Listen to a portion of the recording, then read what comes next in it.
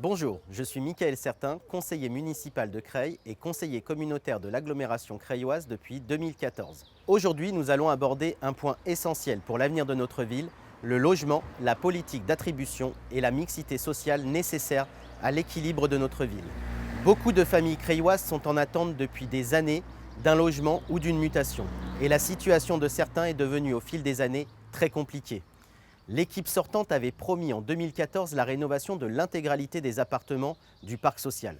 Mais force est de constater qu'en 2019, beaucoup de Creillois vivent toujours dans des appartements délabrés, voire même à la limite de l'insalubrité. De plus, le projet des sortants ignorait la problématique du vieillissement du parc privé, qui est aussi devenu un grave problème, avec de nombreux marchands de sommeil qui profitent de la précarité des plus démunis pour les contraindre à accepter des conditions d'hébergement indignes. Nous mettrons un terme à cette situation inacceptable. De plus, une grande faute du maire sortant réside dans l'absence d'une réelle politique de mixité sociale qui a abouti à la création de ghettos au sein des quartiers. La plupart des projets privés se sont soldés par des échecs et l'essentiel des nouvelles constructions ont été destinées au parc social, ce qui complexifie encore un peu plus la situation de la ville.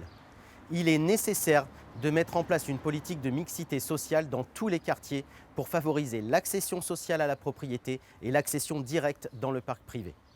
Durant les 6 dernières années, moins de 10 appartements ont été orientés sur l'accession sociale à la propriété, alors que la demande est immense.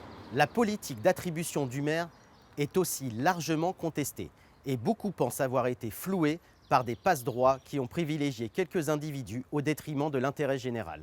Malgré de nombreuses demandes, la mairie a toujours refusé de présenter un état des 115 logements qui sont la propriété de la ville et dont elle définit seule les attributions. Je pense également aux personnes en situation de handicap, qui dans leur grande majorité sont en attente d'un appartement accessible et adapté. Il est inacceptable de laisser des personnes handicapées dans des appartements qui les condamnent à rester enfermées chez eux. Nous mettrons tout en œuvre pour dépolitiser l'attribution des logements et remettre l'égalité et la solidarité républicaine au cœur de nos décisions. Comme vous pouvez le comprendre, le logement forme un point de cristallisation des tensions dans notre ville, car beaucoup se sentent abandonnés par les bailleurs sociaux et par la ville.